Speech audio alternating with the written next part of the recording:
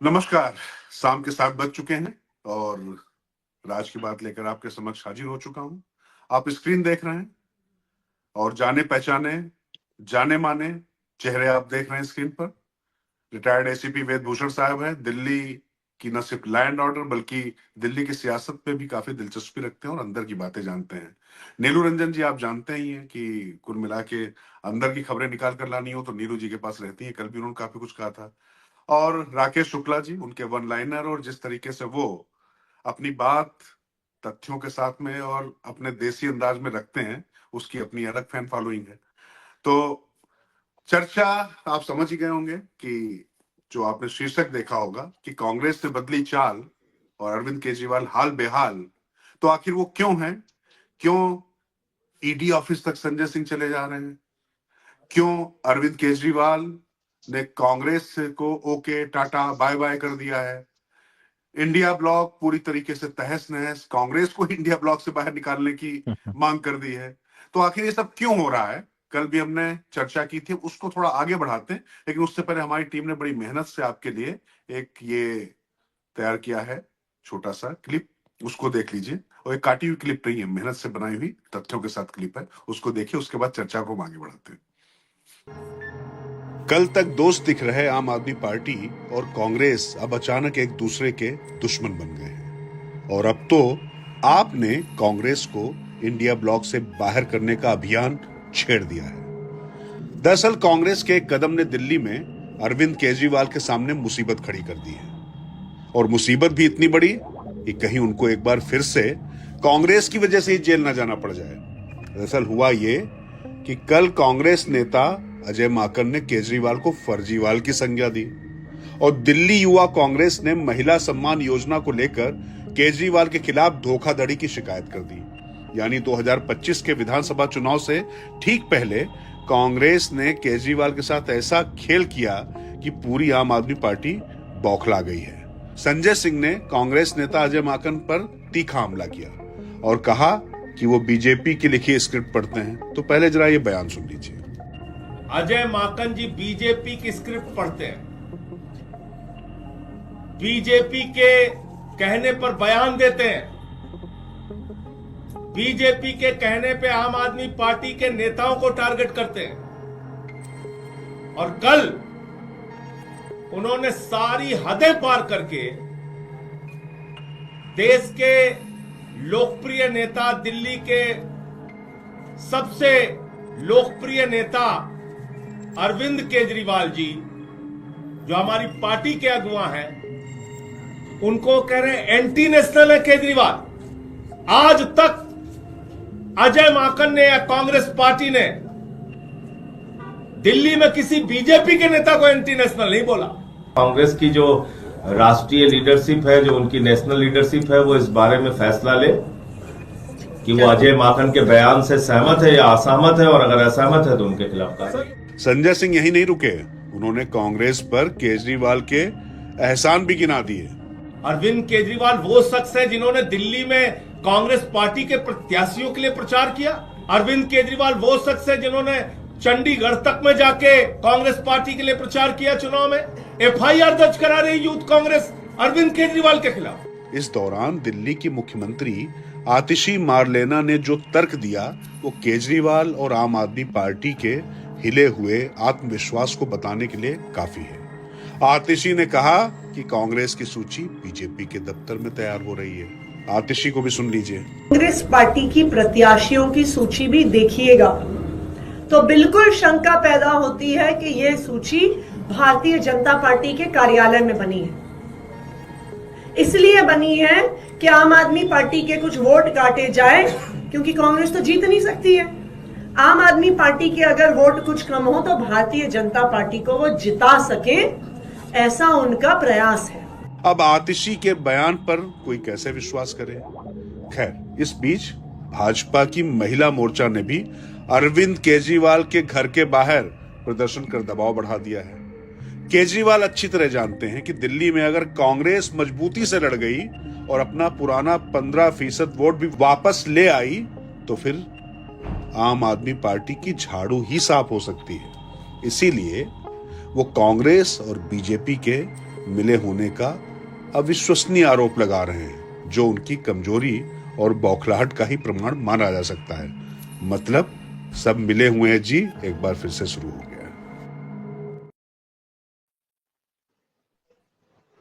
तो सब मिले हुए हैं जी, फिर से शुरू हो गया। मतलब लोकसभा चुनाव से पहले जब मिल गए कांग्रेस से, तब नहीं मिले हुए थे। तो राकेश जी, सब मिले हुए हैं जी, कांग्रेस और भाजपा ने हाथ मिला लिया।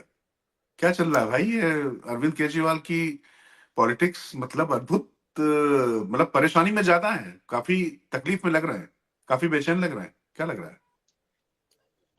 राजकिशोर जी, देश के सभी राज्यों में एक नजर डालिए तो आप पाएंगे कि सभी क्षेत्रीय दल कांग्रेस को भारतीय जनता पार्टी की बी टीम कहती है। अब बी टीम, अब ममता बनर्जी को देखिए, ममता बनर्जी भी कहती है कांग्रेस बी टीम है भारतीय जनता पार्टी की पश्चिम बंगाल में। तो सवाल इस बात का है कि क्षेत्रीय दल आखिर कांग्रेस को भारतीय जनता पार्टी के साथ जोड़ के क्यों दिखाना चाहती है? उसका सबसे बड़ा कारण ये है कि आज क्षेत्रीय दलों के लिए भारतीय जनता पार्टी से ज्यादा खतरा कांग्रेस है, क्योंकि उनका जन्म कांग्रेस से ही हुआ है। स्वाभाविक है कि कांग्रेस की ही जो वोट की पूंजी है उसे लूट के या उसे लेके वो बड़े हुए हैं। तो आज उनके मन में जो डर है वो कांग्रेस को लेके है।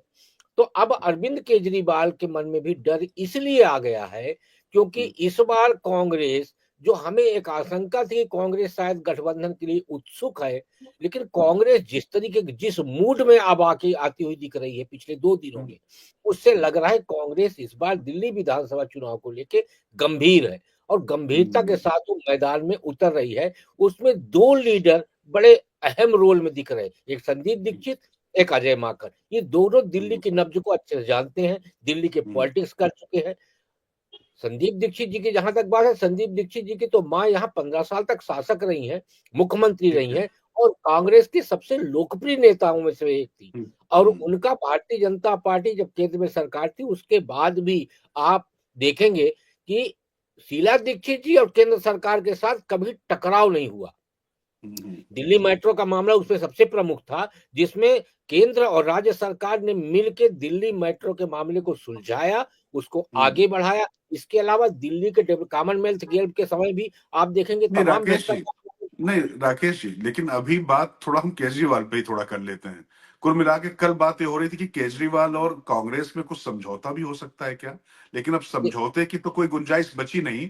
जिस तरीके से अजय माकन पूरी तरीके से खुलकर आ गए, अब उनके खिलाफ खुलकर आ गए संजय सिंह, चीफ मिनिस्टर। अच्छा, एक बड़ी अजीब सी बात है, चीफ मिनिस्टर केजरीवाल जी के साथ भी चुपचाप बैठी रहती हैं, यहाँ पर फिर भी कुछ थोड़ा बहुत बोल दी, लेकिन वैसे बैठे रहती है। लेकिन मैं आपके पास आऊंगा नीलू जी, कल आप कह रहे थे कि मामला जो है थोड़ा सा गंभीर हो गया है, घाव काफी गंभीर लगा है केजरीवाल जी का। ये बात बयान और तहरीर की नहीं है, बात चुनाव की है। लग रहा है कि कांग्रेस ने खेल कर दिया है, ऐसा लग रहा है क्या?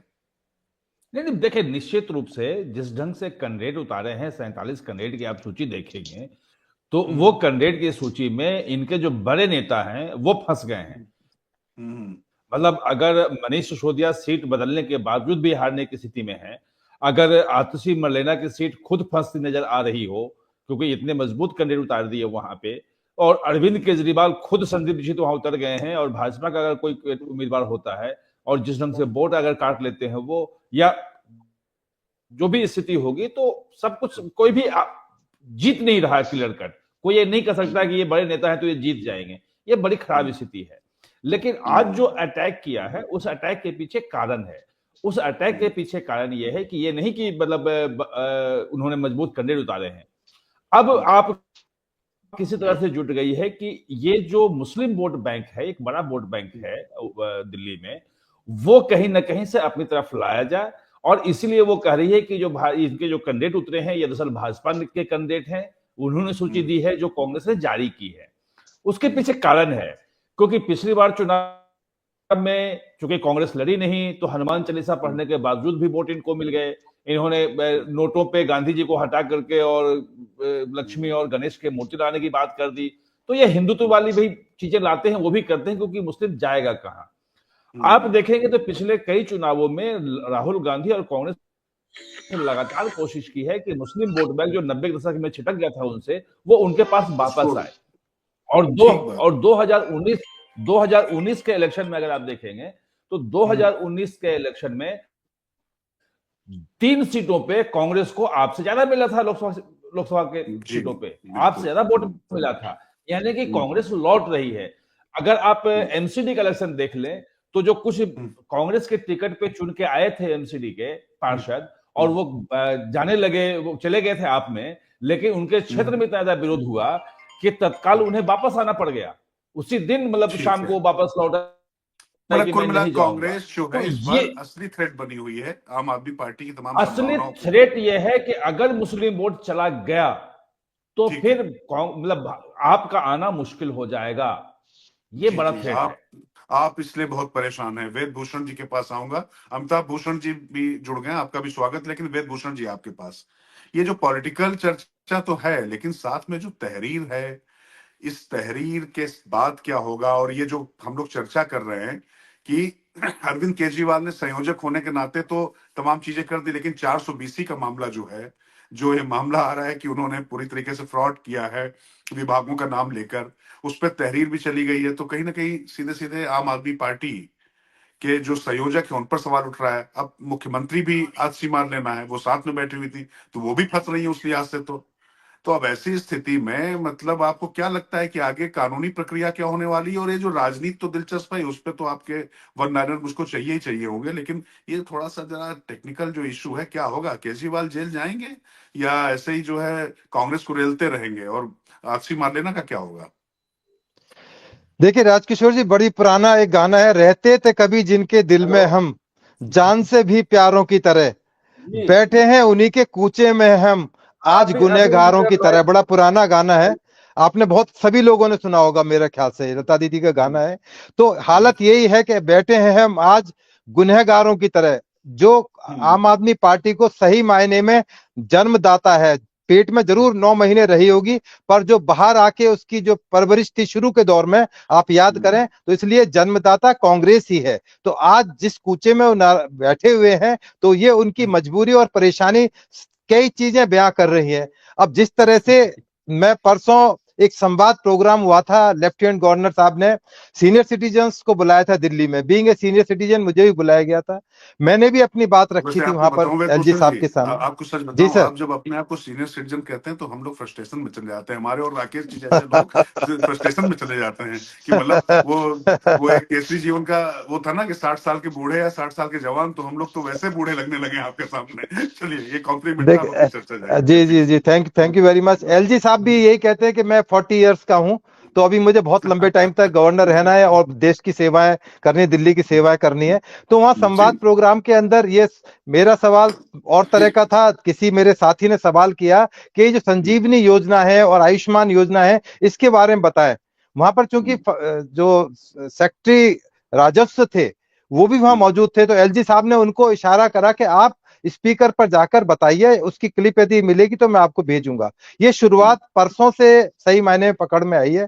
तो उन्होंने, जो राजस्व के सेक्रेटरी थे, उन्होंने एक्सप्लेन किया कि सर हमारे यहाँ इस तरह की कोई भी योजना नहीं है।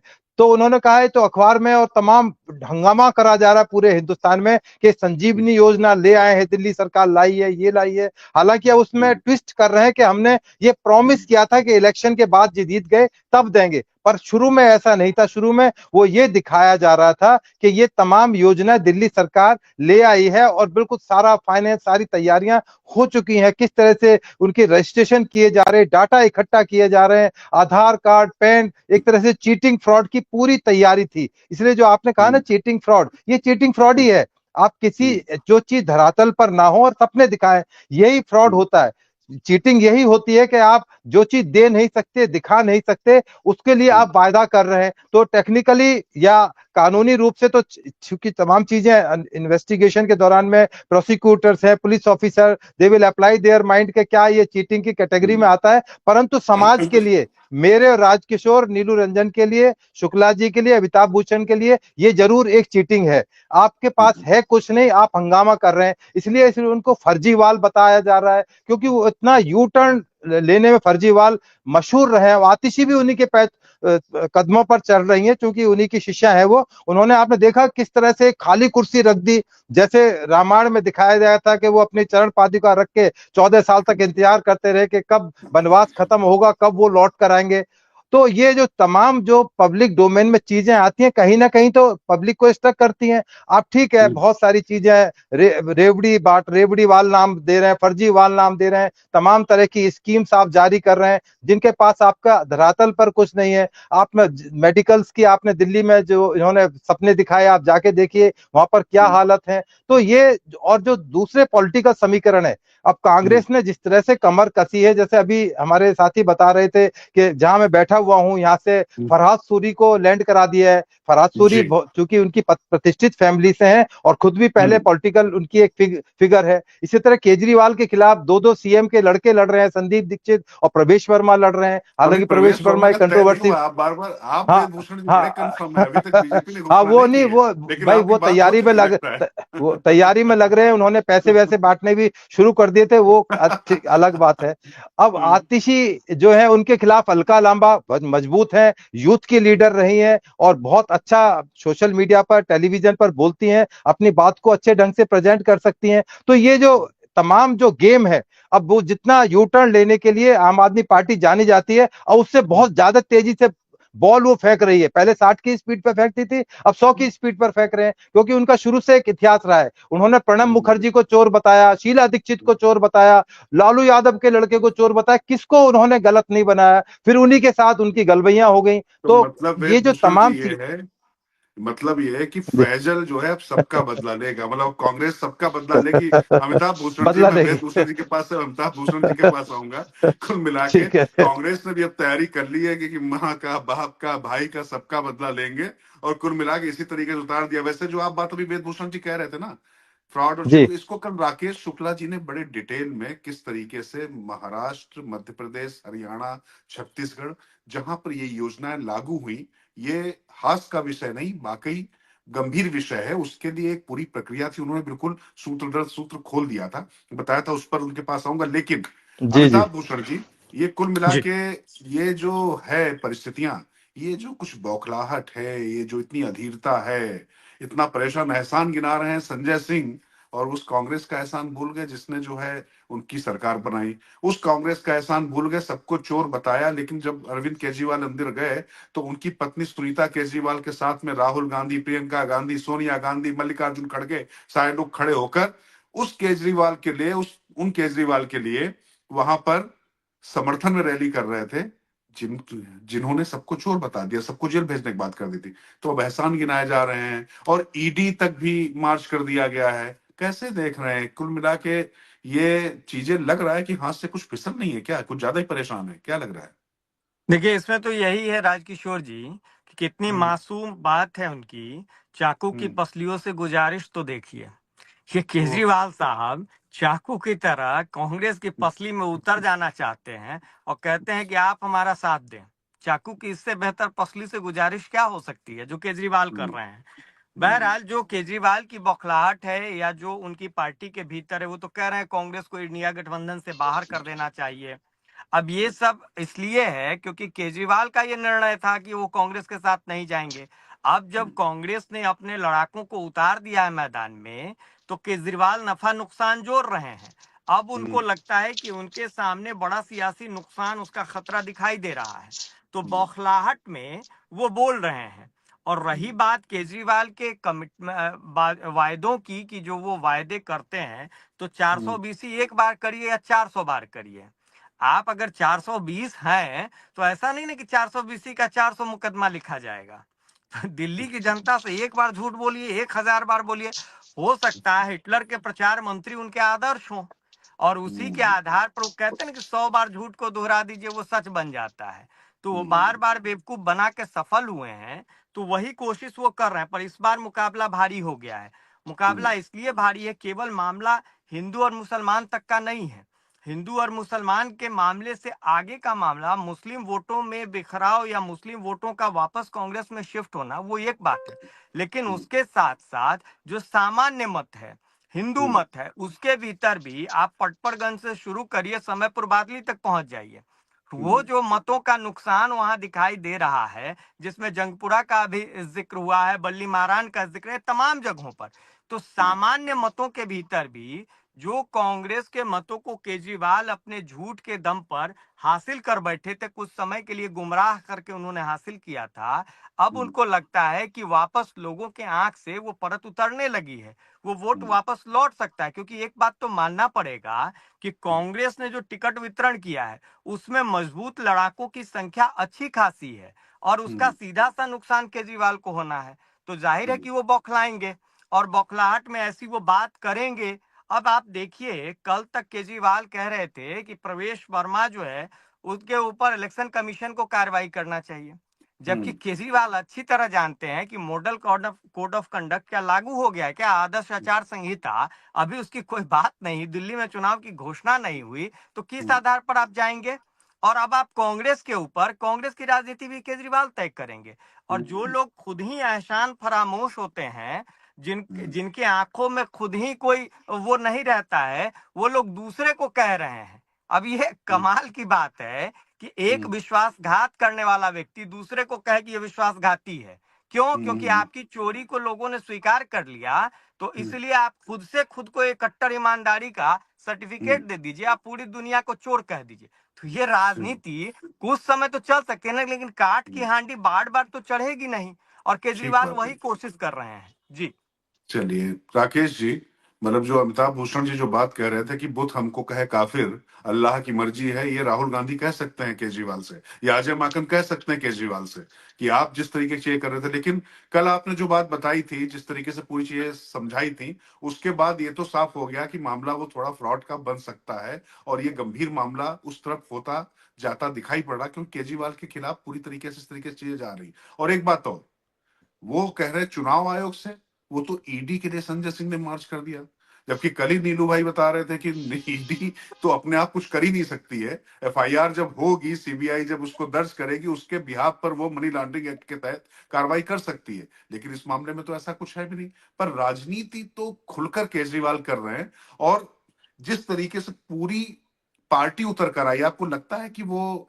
कांग्रेस जिस तरीके से मजबूती के साथ उभर कर आई है, हो सकता है कि दिल्ली की जनता को बताने में, जताने में कामयाब हो जाए कि भाई देखिए, मोदी की पार्टी को हम हरा रहे हैं, कांग्रेस नहीं, और किसी ने कांग्रेस को भी टीम बता दें। वैसे मेरे ख्याल से राहुल गांधी का जो नया अवतार है, उसमें आज की तारीख में कांग्रेस को कोई मोदी की बी टीम तो नहीं कह सकता। आपको क्या लगता है, ये नैरेटिव सेट होता? कम से कम मुझे नहीं समझ में आता। नहीं, आप बिल्कुल सही कह रहे हैं कि जिस तरीके से राहुल गांधी लोकसभा चुनाव से पहले, यानी कि 2023 से सीधे सीधे वो नरेंद्र मोदी को टारगेट करके चल रहे और भारतीय जनता पार्टी के नेतृत्व वाली सरकार को टारगेट करके चल रहे, तो उसके बाद लोकसभा चुनाव के जो नतीजे आए उसमें कांग्रेस को फायदा हुआ। वही फायदा इन क्षेत्रीय दलों के पेट में दर्द पैदा कर रहा है। यदि कांग्रेस 99 से 100 सीटें नहीं पाती तो इन क्षेत्रीय दलों की सेहत पे कोई असर नहीं पड़ता। इनके मन में डर यही है कि कहीं ऐसा ना हो कि जो वोट कांग्रेस का लेके हम आज खड़े हुए हैं वो वोट वापस कांग्रेस के पास चला जाए। इसलिए इंडी गठबंधन में सबसे पहले ये मांग उठी पश्चिम बंगाल से, उसका समर्थन मिला बिहार से, और उस मांग को आगे बढ़ा रहे हैं केजरीवाल, क्योंकि केजरीवाल का सामना सबसे पहले दिल्ली विधानसभा चुनाव में कांग्रेस के साथ होने जा रहा है। कांग्रेस जिस मजबूती, जैसे अभी सभी लोगों ने बोला, जिस मजबूती के साथ आगे बढ़ रही है, यदि उसी मजबूती के साथ कांग्रेस आगे बढ़ती रही पूरे चुनाव में, तो ये बिल्कुल सत्य है कि आम आदमी पार्टी के लिए ये चुनाव अंतिम चुनाव साबित हो सकता है। और उसके बाद इसका कोई इसलिए आधार नहीं बचेगा क्योंकि 2013 से 2024 तक आप देखेंगे आम आदमी पार्टी ने एक भी कार्यकर्ता तैयार नहीं किया। आम आदमी पार्टी ने कभी भी कैडर पर फोकस नहीं किया। आम आदमी पार्टी ने सीधे सीधे पहले लाभार्थी तैयार किए, फिर धार्मिक आधार पर ध्रुवीकरण किया, जैसे अभी नीलू ने बताया कि हनुमान चालीसा भी पढ़ा, लेकिन इसके साथ साथ उन्होंने यहाँ के मौलवियों का वेतन बढ़ाया, मुसलमानों के साथ टोपी पहन के बैठे, इफ्तार किया, यानी कि हिंदू और मुसलमान दोनों को बैलेंस करके चले। यहाँ का मुस्लिम समाज ये मान के चल रहा था कि कांग्रेस चुनाव में बहुत अच्छी तरीके से नहीं लड़ रही और हमें भारतीय जनता पार्टी को हराना है, तो उसके पास आम आदमी पार्टी का विकल्प था। लेकिन अब इस तरीके के हालात बन रहे हैं, यानी राष्ट्रव्यापी और क्षेत्रीय स्तर पर। इन दोनों ठीक। हालातों को यदि देखा जाए तो निश्चित तौर पर दलित और मुसलमान जो दिल्ली का है, जो करीब 15 से 17 सीटों पर प्रभावी है, यदि वो दोनों वर्ग खिसका आम आदमी पार्टी के पास से, तो मुझे लगता है आम आदमी पार्टी के लिए उसी कांग्रेस की वजह से सरकार खोना पड़ सकता है, जिस कांग्रेस के कारण वो पिछले 12-14 साल से सत्ता में है। यदि कांग्रेस सपोर्ट नहीं करती तो आम आदमी पार्टी 2013 के चुनाव के बाद खत्म हो चुकी थी, जब 28 सीटें। जी ठीक बात है नीलू जी। तो कुल मिला के जो है वोटों की अगर घर वापसी कांग्रेस की हो रही है तो उसके बाद केजरीवाल की भी तो अब वापसी की भी गुंजाइश नहीं है। दिक्कत है वो आईआरएस पद से इस्तीफा दे चुके हैं, सुनीता केजरीवाल भी इस्तीफा दे चुकी हैं, और भगवंत मान जो है वहां पर पंजाब में फुल स्टेट चीफ मिनिस्टर बने बैठे हुए हैं। तो वैसा तो हो नहीं सकता कि दिल्ली के सीएम को वहां पर शिफ्ट कर दिया जाए। वैसे भी यहाँ पर तो हाफ स्टेट के सीएम थे, तो सुप्रीम कोर्ट ने उनको जो है शराब घोटाले में इतने ज्यादा रिस्ट्रिक्शंस लगा दिए।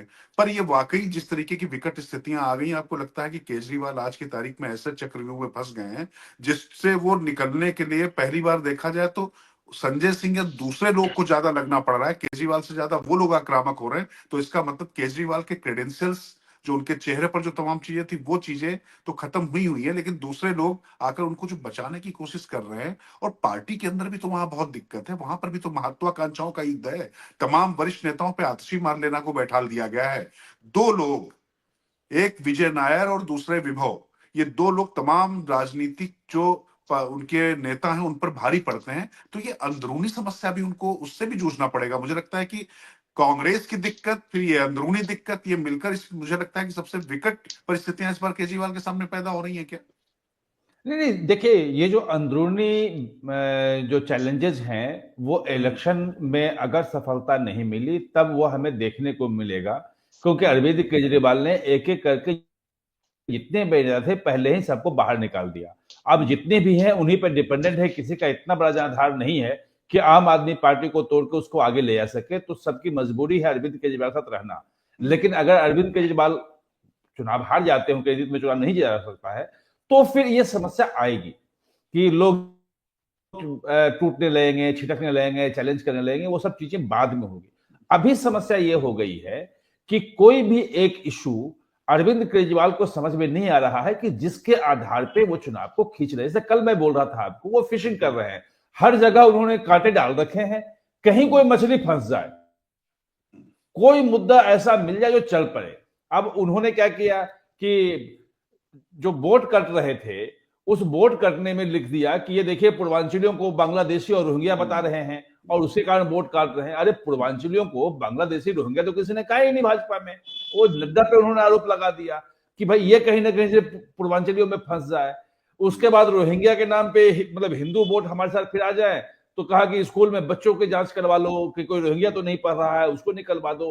मतलब एक्सप्रेस जैसा, इंडियन एक्सप्रेस जैसा अखबार जो लगातार पिछले 12-14 साल से, मतलब 2012 से आम आदमी पार्टी के पक्ष में खबर करता रहा, उसको आज नीलू नाम लेने से बचे नहीं, लोग श्रवण कर नहीं पाए। आज नाम अखबार का नहीं, ऐसा है, एक अखबार करे तो आज नाम नहीं डाला नीलू रंजन। उसने एडिट लिखा भाई कि भाई ये क्या पॉलिटिक्स कर रहे हो, मतलब बच्चों के आप देखो कि रोहिंग्या है क्या है, आप बाहर देख सकते हो। तो ये जो सिचुएशन आ गया है वो बड़ी खतरनाक है। और अमिताभ भूषण जी से मैं बिल्कुल सहमत हूं कि जो हिंदू वोट बैंकिंग का है और जो ग्राउंड रिपोर्ट तमाम अखबारों में छप रही है, और चैनल, मैं सोशल मीडिया की बात नहीं कर रहा हूं, और चैनलों में जो दिखाई जा रही है, वो हर मोहल्ले की स्थिति खराब है। जो वहां सड़कें हैं वो नालियों में तब्दील हो गई है, गंदे पानी सब उसमें जा रहे हैं, लोग जो है नारकीय जीवन जीने को है। आप जितना फ्री कर दो, लेकिन जो 10 साल 12 साल की इंडियन इनकम्बेंसी है और जो दिल्ली की हालत है देश की राष्ट्रीय राजधानी होने के बावजूद, वो एक बहुत बड़ा फैक्टर है। और अरविंद केजरीवाल, उनकी पूरी टीम को समझ नहीं आ रहा है कि इसको कैसे मापूं।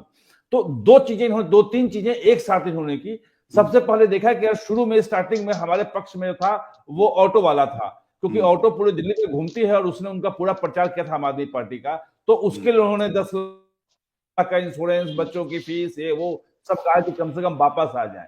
वो बहुत कुछ मुझे दिखा नहीं कि उसका कुछ प्रभाव हो, क्योंकि कहीं उस तरह की खबर नहीं आई कि ऑटो वालों ने कुछ किया हो उनके पक्ष में। ठीक बात तब है। उनको लगा कि ये बुजुर्ग जो हैं वो एक बड़ी संख्या 60 साल के ऊपर की है, जो रिटायर भी हो चुके हैं, जिनकी नौकरी नहीं है, वो हमारी तरफ आ सकते हैं, तो उनको पकड़ो। और महिलाओं को उन्होंने देखा था कि महिलाएं जो हैं वो हर जगह जिताने में सक्षम हो रही हैं, तो अगर महिलाओं को हमने पकड़ लिया तो हमारी मतलब जो है नाव पार लग सकती है। ठीक है। अब उसमें उसमें ही फंस गया मामला।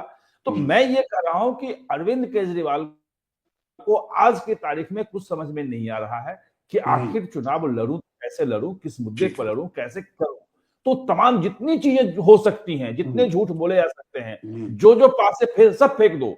कहीं कोई अगर अटक गया, कुछ भी काम कर गया तो हो सकता है कि बेड़ा पार हो जाए। लेकिन मुझे जो लग रहा है कि जितनी बड़ी जीत उनकी 2 बार हुई है, कहीं उससे बड़ी हार ना हो जाए। अच्छा, ये आपने खैर मतलब कुल मिला के बड़ी बात कह दी। अब आगे तो देखना पड़ेगा इसमें क्या होता है, लेकिन वेद भूषण जी, ये तो सच्चाई है कि कुल मिलाकर अरविंद केजरीवाल एक जो उम्मीद के साथ में आए थे कि आम आदमी पार्टी की जो पॉलिटिक्स करेंगे, और उसके बाद जिस तरीके से भ्रष्टाचार से लेकर जो तमाम जो एक ऐश्वर्य विलासिता और जो तमाम राजनीति की बुराइयां हैं, उन सबका सबसे बड़ा वो मॉडल बनकर रह गए।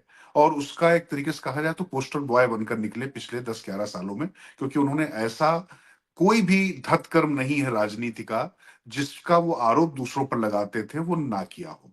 पर इसके आगे जो फ्री बीज कह लीजिए या जनता से जुड़ी हुई लाभार्थी वर्ग की योजनाएं कह लीजिए, ये लगातार काम करती हैं। आप चूंकि दिल्ली में, हम सब में जितने लोग यहाँ पर बैठे हुए हैं, चूंकि आपने दिल्ली के लोगों से जिस तरीके से बातचीत की है लॉ एंड ऑर्डर को लेकर, और ऐसा नहीं कि आप अभी भी एक्टिव लाइफ में ही हैं, तो ये जो लाभार्थी वर्ग है और जो लोगों की जो उम्मीदें हैं कि अरविंद केजरीवाल रहेंगे, इस स्थिति में मतलब तमाम भ्रष्टाचार और तमाम उम्मीदें, इन दोनों के बीच में जब मुकाबला होगा तो कौन जीतेगा? क्योंकि आमतौर पे फ्री बीच जीत जाती हैं, तो वो तो मजबूत एक प्लेटफॉर्म अरविंद केजरीवाल के पास है ही ना। देखिए राजकिशोर जी, मैंने इस पार्टी का उदय होते हुए देखा है। जंतर मंतर पर जिस तरह से उदय हुआ पार्टी का, पहली बार केजरीवाल जीत कर आए और तमाम जो चीजें एक जो बड़े सपने दिखाने वाली होती है उन्होंने की, परंतु अब इस नतीजे पर हम सभी पहुंच सकते हैं कि वो कौन सा शख्स है जिसको केजरीवाल या फर्जीवाल ने ठगा नहीं। सबको उन्होंने ठगा, अपनों को ठगा। सबसे बड़ी बात तो जो बाहर के लोग करें, और अभी उनको जो देशद्रोही की बात कही जा रही थी कि कांग्रेस के लीडर कह रहे हैं, अजय माकन का नाम लिया जा रहा है कि वेद भूषण जी, ये हाँ थोड़ा ज्यादा हो गया, मैं मानता हूँ इस बात को। एक हाँ थोड़ा पार्टी के नेता को देशद्रोही, ये थोड़ा ज्यादा भारी शब्द हाँ हो गया। थोड़ा ज्यादा हो गया, ज्यादा हो गया। परंतु मेरा एक कहना राजकिशोर जी, वेदभूषण मेरा जी, क्योंकि ये आरोप पहली बार नहीं लगा है। हाँ पहले भी लगा है। पिछली बार जब पंजाब का इलेक्शन था और जिस ढंग से कनाडा में गए थे, कट्टरपंथी सिखों के बीच जा रहे थे जो पाकिस्तान के थे, तो उस वक्त आरोप लगा था। अजय माकन ने कोई नई बात नहीं कही है। बिल्कुल, मैं भी इसी बात से एग्री करता हूं। और नीलू जी देखिए, सबसे बड़ी बात तो यह है कि यदि तमाम चीजें खगाली जाएं तो केजरीवाल ने तो खुलेआम कहा था मैं एनार्किस्ट हूं, मैं अर्बन नक्सल्स हूं, मैं सपोर्ट करता हूं इस तरह की एक्टिविटीज को। पूरी दिल्ली में जितने भी मेंबर ऑफ पार्लियामेंट हैं, मिनिस्टर्स हैं, सबके घर घेर लो, इनको घर से बाहर निकलने दो।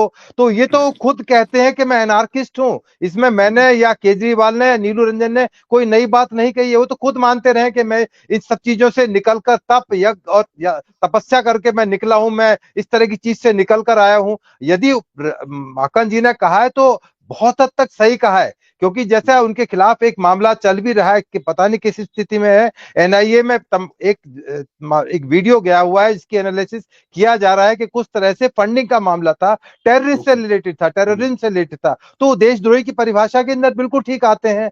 तो इसलिए ये तमाम जो चीजें हैं कहीं ना कहीं इशारा कर रही हैं। अब चूंकि पंजाब में आपने देखा किस तरह से अमृतपाल को बढ़ावा दिया गया, आप देखें कि पूरा थाना के थाना घेर लिया गया, एसएचओ एसीपी वहां हाथ बांधकर खड़े रहे क्योंकि सरकार का निर्देश था कि इनको कुछ नहीं करना। एक तरह से वो गुरुद्वारे में तब्दील कर दिया गया। ताज्जुब की बात है कि वहां एफआईआर नहीं हुई।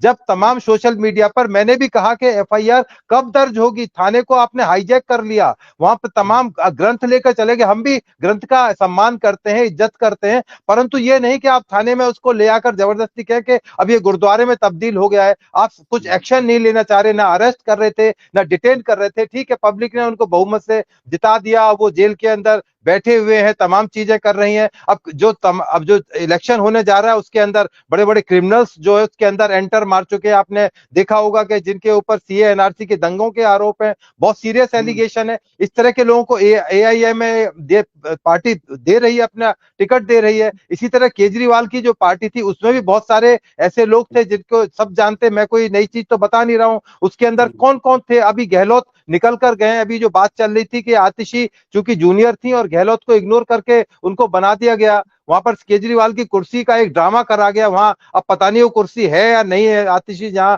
बैठती हैं मुझे तो दिखाई देते नहीं, वो उठाकर फेंक दी गई, साइडलाइन कर दी गई क्या। तो ये तमाम चीजें हैं। राघव चड्ढा गायब हो गए, वो फिल्म से ही गायब हो गए। अब वो पता नहीं लंदन में है या राजेंद्र नगर में या अपनी कोठी में रह रहे हैं, कहाँ रह रहे हैं। तो ये बहुत सारे मुद्दे ऐसे हैं जो तमाम चीजें इस बार इलेक्शन में जरूर एड्रेस की जाएंगी और एड्रेस की भी जानी चाहिए, क्योंकि दिल्ली एक राजधानी है। पूरा हिंदुस्तान दिल्ली की तरफ देखता है कि ठीक दिल्ली बात की है। राजनीति में क्या चल रहा है। यदि दिल्ली की राजनीति में इतना गिरावट आ गई कि केवल फ्री बीज के नाम से ही हम अब केजरीवाल को फिर तिवारा से यदि हम जिताकर भेजते हैं तो दिल्ली के लिए, हम सब के लिए शर्म की बात है। ठीक है, ऐसा तो नहीं कि नहीं इतने वेदभूषण काबिल। जी, ये तो आपके भाव हो सकते हैं, लेकिन जो है जमीनी वास्तविकता समझना चाह रहा हूँ, चूंकि हाँ, वो तो जो दुर्भाग्य है। लाभार्थी तो वर्ग है मैं तो वो मान रहा बड़ा हूँ दुर्भाग्य होगा यदि जीतता है ऐसा आदमी, जीत ओके। कर आता है तो दिल्ली का नहीं, मेरा नहीं, हम सबका दुर्भाग्य होगा। ऐसा नहीं कि उससे काबिल आदमी दूसरी पार्टीज में नहीं, अच्छे अच्छे कैंडिडेट हैं। अभी जिनका जिक्र करे, संदीप दीक्षित बड़े सोबर हैं। मैं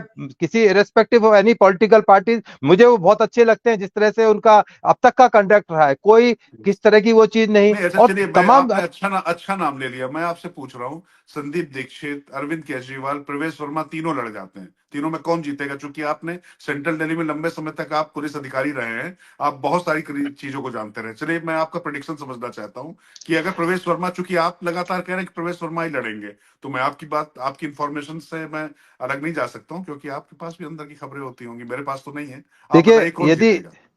देखिए, हालांकि मैं उनके क्षेत्र का वोटर नहीं हूं और मैं ना मेरा कोई उनकी पार्टी की तरफ झुकाव रहा है, परंतु मेरा ये कहना जरूर है कि यदि मुझे वोट देने का मौका होता, मैं रेस्पेक्टिव ऑफ एनी पार्टी, मैं जरूर संदीप दीक्षित को प्रमोट करता, क्योंकि वो एक अच्छे कैंडिडेट हैं। पर दुर्भाग्य है कि अच्छे कैंडिडेट की परिभाषा हिंदुस्तान में दूसरी है। ऐसे ऐसे कैंडिडेट खड़े किए गए, आप ताज्जुब मानेंगे। अभी जो एआईएमएम का जिक्र कर रहा था, जो इस शाहरुख जो दिखाई दे रहा है कि पुलिस वाले के मुंह में एक रिवॉल्वर लगा रखा है, सीलमपुर का छटा हुआ बदमाश है, उसकी हाँ क्वालिफिकेशन 5वीं क्लास है। तो ऐसे लोग जब असेंबली में आएंगे, पार्लियामेंट के अंदर जाएंगे, तो इसको अच्छा या बुरा कह सकते हैं, पर ये तो यही तो यही तो दुर्भाग्य है कि ऐसे क्वालिफिकेशन है, लोग जीत।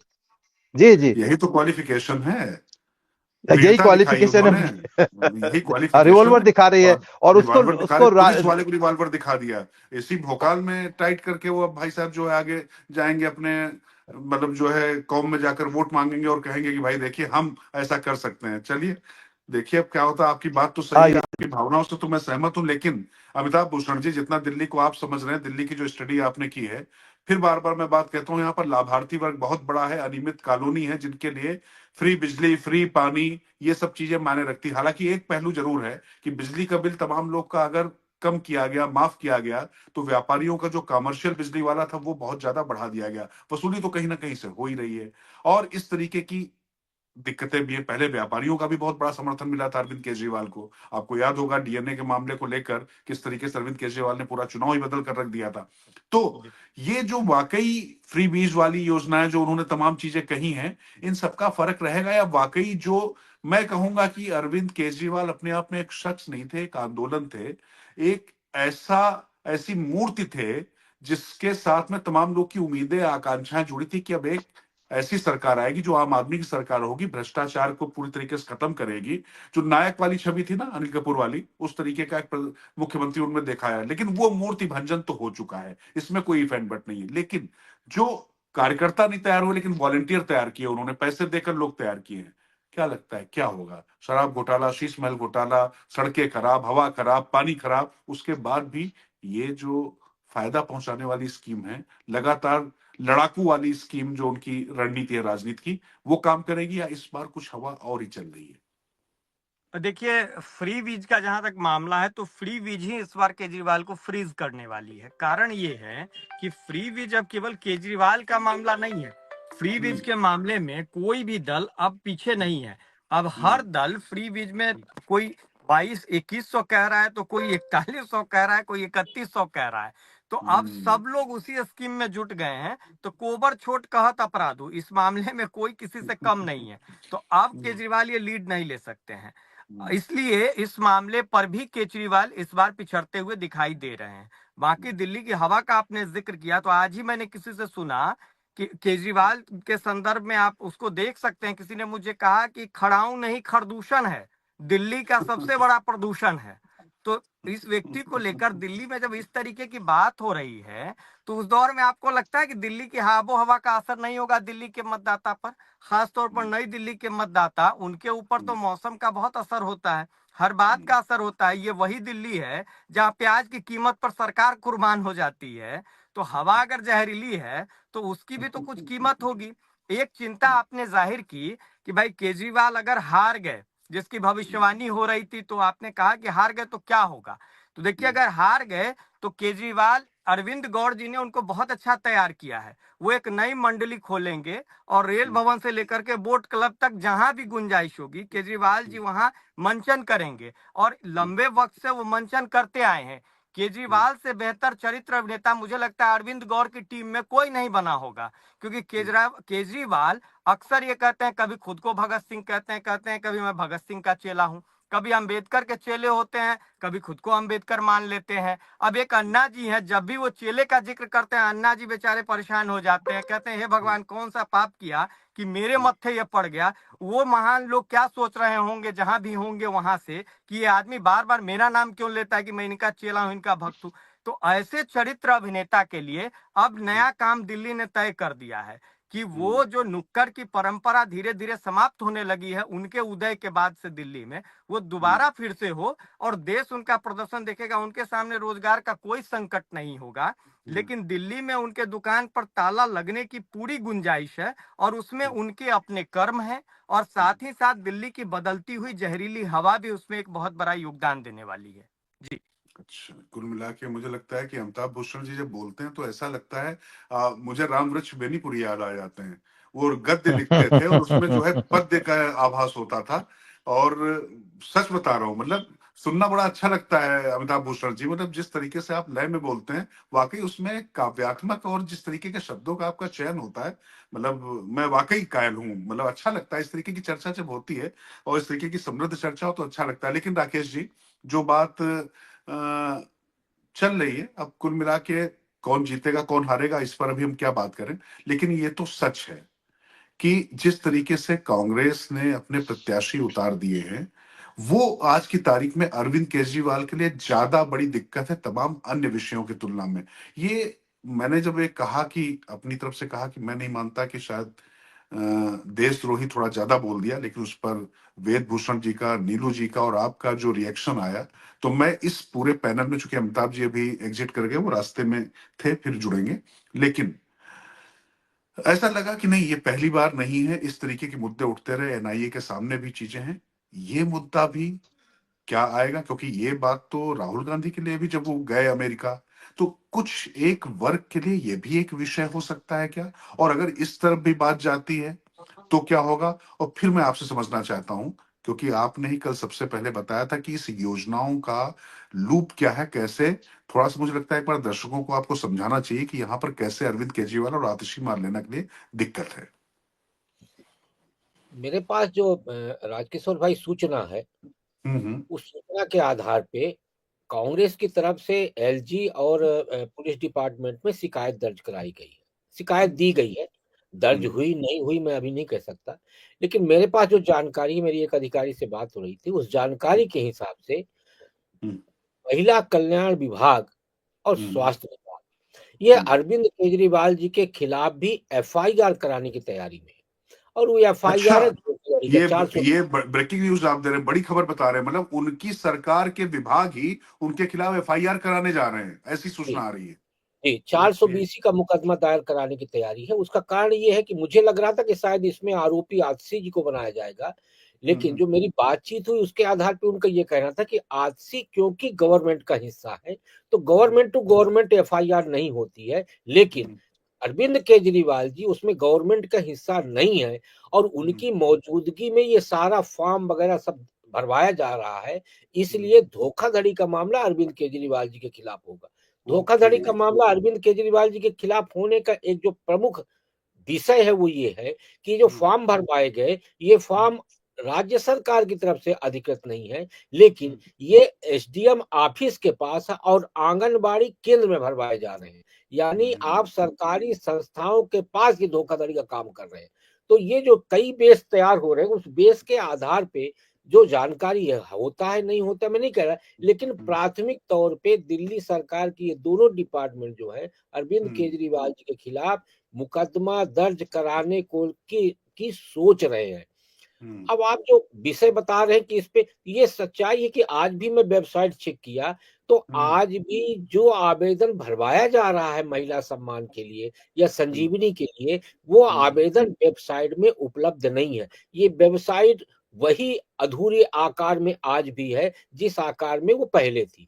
तो सबसे बड़ी बात तो ये है कि जिस वेबसाइट पे आवेदन ही नहीं है, जिसमें शेर का लोगो लगा हुआ है और राज्य सरकार का मुख्यमंत्री महिला आवास योजना .in ये वेबसाइट का है, यदि उसमें आवेदन पत्र नहीं है, आवेदन कब से शुरू किया जाएगा इसकी तिथि नहीं है, यदि उसके आरंभ की तिथि नहीं है तो अंतिम तिथि भी घोषित नहीं होगी। आवेदन के लिए ऑनलाइन और ऑफलाइन दोनों प्रक्रिया बताई गई हैं। तो ऑफलाइन में आवेदन कौन सा भरा जाएगा और ऑनलाइन का आवेदन कौन सा होगा, ये दोनों प्रारूप वेबसाइट पे होना चाहिए या उसका एक ऐप बनना चाहिए या क्यूआर कोड बनना चाहिए। ये ऐसी कोई भी प्रक्रिया अभी तक इसलिए नहीं आई क्योंकि कैबिनेट से मंजूरी के बाद उसका गजट नोटिफिकेशन नहीं हुआ। यानी कैबिनेट ने जो निर्णय लिया है वो निर्णय अभी इन दोनों विभागों को नहीं दिया गया और जब तक इन दोनों विभागों को निर्णय नहीं बताया जाएगा, विभाग कैबिनेट के निर्णय के आधार पे काम नहीं करता है, वो फाइल के आधार पे काम करता है और ये फाइल सबसे पहले कैबिनेट में अप्रूवल के बाद ये दोनों योजनाओं की फाइल जानी चाहिए एलजी ऑफिस।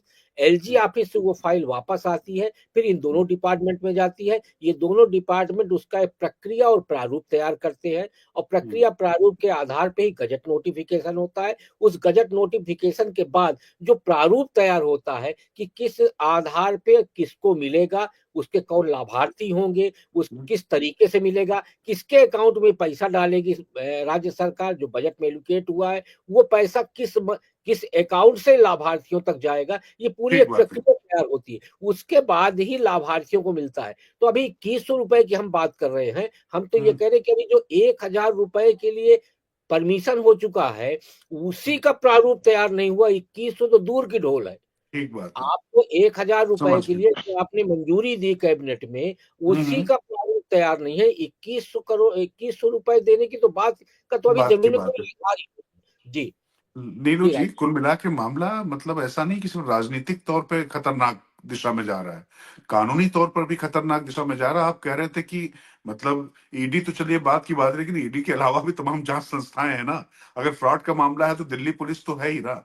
इस सब मामले को लेकर भी चीजें आगे बढ़ सकती। केजरीवाल के लिए दिक्कत मतलब इस मोर्चे पर भी बहुत तगड़ी बढ़ने वाली है और कांग्रेस ही शिकायत कर रही है। और अब चुनाव के समय में कांग्रेस शिकायत करने के बाद पीछे नहीं हट सकती, जैसा शराब घोटाले में उसने केंद्रीय चुनाव समय कर दिया, क्योंकि केजरीवाल ने दिल्ली के विधानसभा चुनाव में कांग्रेस के सारे अच्छे जेस्चर के बावजूद न्याय यात्रा निकाली यहाँ पर कांग्रेस ने, लेकिन राहुल गांधी उसमें शामिल नहीं हुए। उसके बाद भी उनको जगह नहीं दी, उनको हैसियत बताने की कोशिश की। तो मुझे लगता है कि कांग्रेस भी इस पे बहुत ज्यादा कुछ करेगी नहीं, क्योंकि अजय माकन राहुल गांधी के बहुत करीब माने जाते हैं। अगर वो इस तरीके का बयान दे रहे हैं तो इसके अपने मायने और कानूनी कार्रवाई अलग से शुरू हो रही है। तो ये वाकई खतरनाक दिशा में चीजें जा रही है आम आदमी पार्टी और केजरीवाल के लिए। अनम्यूट कर ले नीलू, अनम्यूट कर ले। हाँ हाँ, देखिए मुझे नहीं लगता है ये शिकायतें हो रही हैं, एफआईआर भी करवा दी जाएंगी, लेकिन तत्काल में अरविंद केजरीवाल को कोई गिरफ्तार कर लिया जाए, उनको एक रोज बना के एफआईआर दर्ज कर ली जाए, ये मुझे लगता है नहीं पॉलिटिकली ये सही होगा। क्योंकि 10-15 दिन के अंदर चुनाव की घोषणा होनी है और 1.5 महीने के अंदर चुनाव हो जाना, 15 फरवरी तक के पहले मुझे लगता है चुनाव हो जाएगा यहाँ पे। तो अरविंद केजरीवाल चाहते हैं कि अगर उनको अरेस्ट कर लिया जाए, कोई सहानुभूति वोट आ जाए, कहीं से उनको लगे विक्टिम वोट का कार्ड हो जाए, वो तमाम चीजें वो चाहते हैं। मुझे नहीं लगता है कि ये गलती अभी दोबारा करेंगे। मैं एक सवाल काउंटर क्वेश्चन पूछ रहा हूँ, आप अपनी बात पूरी करिएगा। सहानुभूति, जब वो जेल गए लोकसभा चुनाव के दौरान, कितनी सहानुभूति कि वो मेरे पास यहीं कहीं है। सुनीता जी ने जिस तरीके से पूरा किया, पूरी कांग्रेस उनके पक्ष में खड़ी थी, विपक्ष उनके पक्ष में खड़ा था। आज की तारीख में वही कांग्रेस उनको गाली दे रही है, वही कांग्रेस उन पर आरोप लगा रही है। उसके बाद भी जेल जाने पर सहानुभूति नहीं, कहीं देखिए सहानुभूति का कब क्या हो जाए कुछ कह नहीं सकते हैं। और झारखंड में अभी पिछले महीने ही भाजपा सहानुभूति का क्या असर होता है वो देख चुकी है। जो चुनाव मतलब 6-8 महीने पहले हार रही थी झारखंड मुक्ति मोर्चा, हेमंत सोरेन हार रहे थे, वहां पे उनकी गिरफ्तारी होने के बाद आदिवासियों के नेता के रूप में उभरे, कल्पना सोरेन एक लीडर के रूप में आई, यूथ में एक नई आइकन वहां बन गई। तो क्या इंपैक्ट होगा आप नहीं जानते हैं। तो मुझे नहीं लगता है कि इस समय में कोई, हो सकता कर भी सकते, लेकिन मेरा अपना, अगर मैं डिसीजन लेने वाला हूं तो मेरा सुझाव है कि इस मुद्दे में अभी ज्यादा नहीं पड़ना चाहिए। आप सजेशन दे रहे हैं कि बीजेपी को ये नहीं करना चाहिए आपकी तरफ? मतलब कोई भी सरकार हो, बीजेपी या मतलब सरकार को कोई सरकार को नहीं करना चाहिए। अरविंद केजरीवाल एक्सपोज हो चुके हैं, जनता उनकी सच्चाई जान चुकी है और उन्हीं को आगे बढ़ाना चाहिए। जैसे मेरी एक जानकारी है कि इस बार जो राजग के नेता हैं, जैसे चंद्रबाबू नायडू हैं, यहाँ पर लगभग 10 लाख तेलुगु भाषी लोग रहते हैं। तो चंद्रबाबू नायडू इस बार भाजपा के कैंडिडेट के लिए प्रचार करेंगे उन इलाकों में, खासतौर पे जहां पे तेलुगु भाषी ज्यादा रहते हैं। इसी तरह से कन्नड़ में और खासतौर पे जो उनकी जाति के लोग हैं वहां कुमारस्वामी भी करेंगे। संजय निषाद जो है वो भी, भले उनकी कैंडिडेट यहाँ ना हो, लेकिन पूरा राजग जो है, सभी नेताओं ने, अभी जो कल बैठक थी जेपी नड्डा के यहाँ, तो ये रखा गया था और सबने कहा कि नहीं, हम एकजुट होकर के और अपने जो भी कैंडिडेट आपके होंगे उनके लिए हम प्रचार करेंगे। तो एक तरफ जहां एनडी गठबंधन जो है वो बिल्कुल बिखर रहा है, तू मैमे की बात आ रही है, निकालने, जो सबसे बड़ी पार्टी है उसको निकालने की बात आ रही है, वहीं राजग बिल्कुल एकजुट होकर के पूरे चुनाव में जा रहा है। ये मैसेजिंग, जो चुनाव जो है मैसेजिंग पे लड़ा जाता है और ये बहुत बड़ी मैसेजिंग मतलब भाजपा जो है देने की कोशिश कर रही है। और कांग्रेस ने अपने कैंडिडेट उतार के जो मैसेज दिया है वो साफ दिया है कि जिस ढंग से आपने हमसे यहाँ सत्ता छीनी, पंजाब में छीनी, गुजरात हरा दिया, गोवा हरा दिया, हर जगह जहां कहां कोशिश आपने नहीं की कांग्रेस को हराने की, एक मैसेज तो बनता ही है ना, वहां पे माहौल तो बनता ही है। आपने कांग्रेस के खिलाफ हर जगह किया, तो अब वो जो हमसे मुरब्बत चाह रहे हो वो नहीं मिलेगा। संदीप दीक्षित, शीला दीक्षित के सही हो सकते हैं बिल्कुल बारिश, लेकिन जब शीला दीक्षित वहां से हारी, उसके बाद कांग्रेस ने सरेंडर कर दिया था बिल्कुल कि भाजपा को रोकने के लिए हमें आपके तरफ जाना है, तो संदीप दीक्षित को मौका ही नहीं मिला।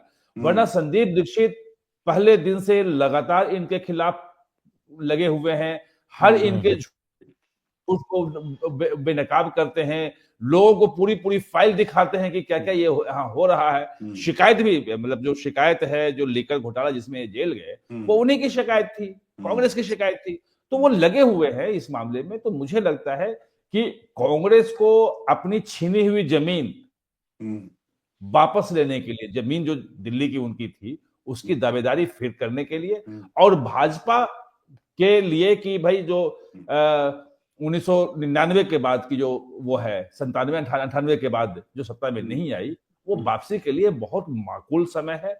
और मैं फिर दोहरा रहा हूं कि कहीं जितनी बड़ी जीत हुई थी आपकी, उतनी बड़ी हार ना हो जाए, मुझे आशंका है ये। चलिए, और मैं आज से बोल रहा हूं, मैं कल तक नहीं बोल रहा था, आज से मैं बोलना शुरू किया है क्योंकि आज मुझे लग रहा है।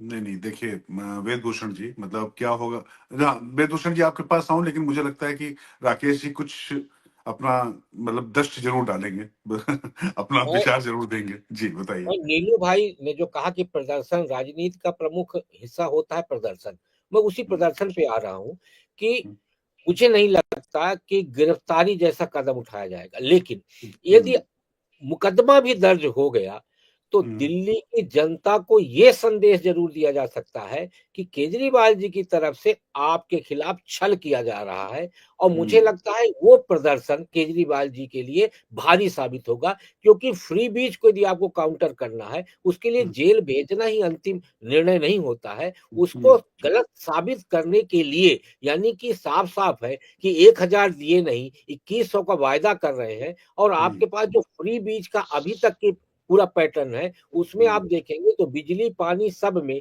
जो किराए के मकान पे रहने वाला व्यक्ति है राजकिशोर जी, वो व्यक्ति आज भी बिजली का बिल और पानी का बिल दे रहा है, क्योंकि 1 मीटर के साथ सब मीटर लगे हुए हैं, इसलिए उसको लग रहा है। तो फ्री बीच का एक बड़ा जो चंक चल रहा था दिल्ली में, वो धीरे धीरे वो चंक टूट रहा है, और यदि इस पे मुकदमा कायम हो गया तो वो चंक बहुत हद तक नुकसानदायक साबित होगा। मैं सिर्फ इतना कहना चाहता हूँ।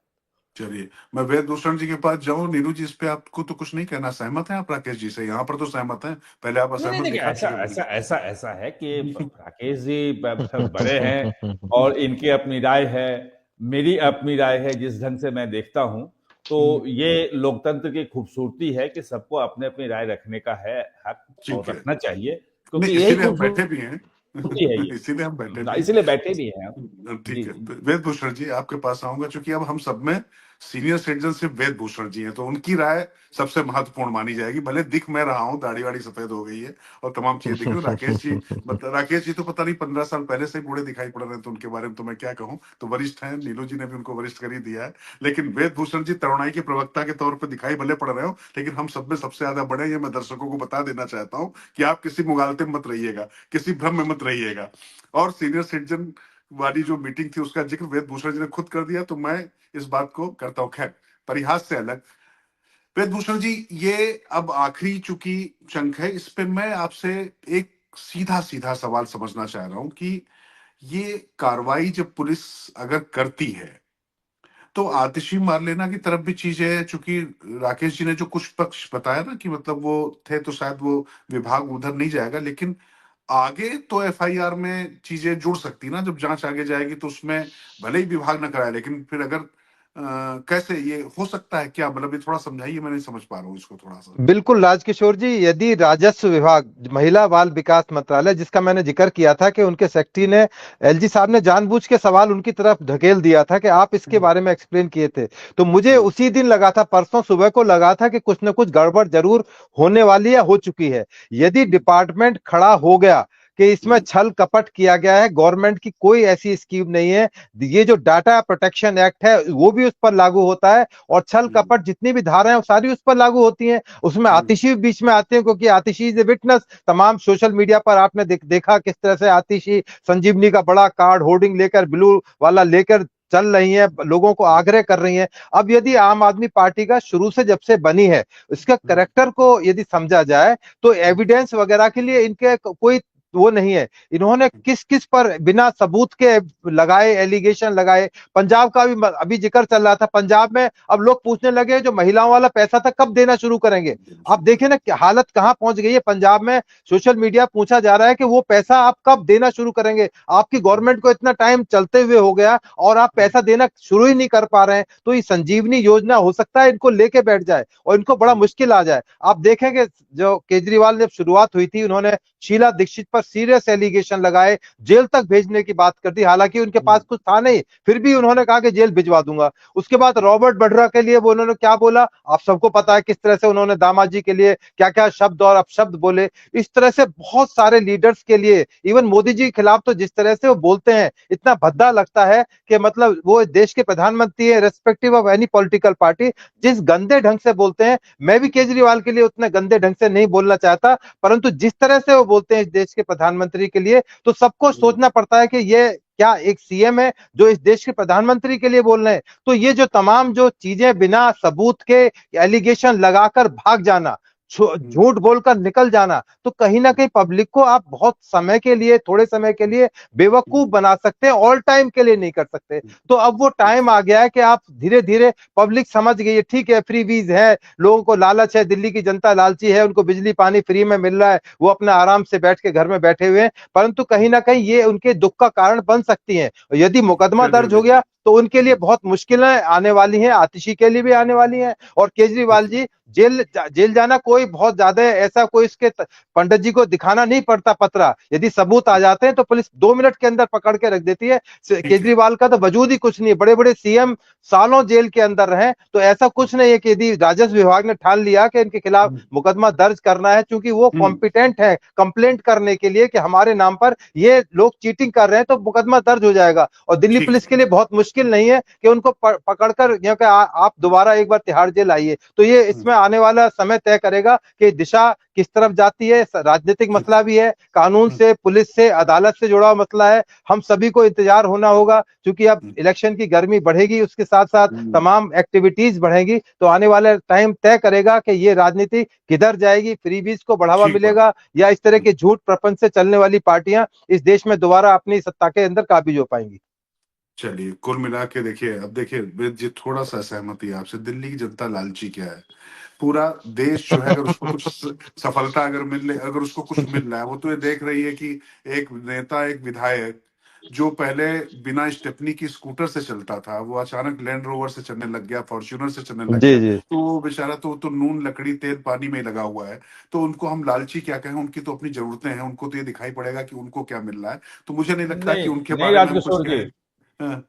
राजकिशोर जी, अभी जो है भाजपा का घोषणा पत्र नहीं आया है। महिलाओं के लिए क्या क्या देने का वादा करती है वो अभी नहीं आया है, बाकी लोगों के लिए क्या क्या होता है। तो फिर मतलब फिर भूषण जी, फिर लालच वो हो सकता है, वो लालच को बढ़ा दें, वो लालच को बढ़ा सकते हैं, हो सकता है ज्यादा देते हैं। अभी भाजपा को आप जानते नहीं। नहीं, मैं भाजपा को तो खैर मुझे लगता है भाजपा में रहने वाले लोग नहीं जानते हैं, हम और आप जान के क्या करेंगे, तो वो तो जाने दीजिए, वो तो खैर चलिए। मतलब कुल मिला के मुझे लगता है कि आज एक बात तो तय है कि हिट एंड रन की पॉलिटिक्स के प्रणेता अरविंद केजरीवाल को चारों तरफ से हिट ही हिट किया जा रहा है, और हिट करने वाले रन नहीं कर रहे हैं, और उनको ही दौड़ाने की कोशिश कर रहे हैं। ईडी तक दौड़ा दिया संजय सिंह को, लगातार प्रेस कॉन्फ्रेंस के लिए दौड़ा दिया पूरी पार्टी को। मतलब साफ है कि अरविंद केजरीवाल के लिए इस बार मार्ग बहुत सुलभ सुगम नहीं है। और जिस तरीके से कांग्रेस ने चारों तरफ से घेरेबंदी की है, वो ये समझ चुकी है कि भारतीय जनता पार्टी को हराने के नाम पे अपने आप को स्वाहा करते रहना, अपने आप को भस्मीभूत करते रहना, आम आदमी पार्टी जैसे दलों के लिए एक संजीवनी भले दे दी जाए, लेकिन आम आदमी पार्टी ही जगह जगह पर कांग्रेस की हार के लिए जिम्मेदार रही। मुझे लगता है कि वो जो शुरुआत मैंने कहा था ना कि सबका बदला लेगा फैजल, तो यहाँ फैजल मतलब कांग्रेस समझ लीजिए। और मुझे लगता है कि संदीप दीक्षित और अजय माकन, ये दो चेहरे काफी महत्वपूर्ण होने वाले हैं इस बार चुनाव में। खैर, वेद जी आपका, नीरू जी आपका, राकेश जी आपका, और अभी अमिताभ भूषण जी नहीं है थे। इस शानदार चर्चा के लिए बहुत बहुत धन्यवाद। और आप सब लोग देखते रहिए बुलंद भारत टीवी, ताकत आपकी।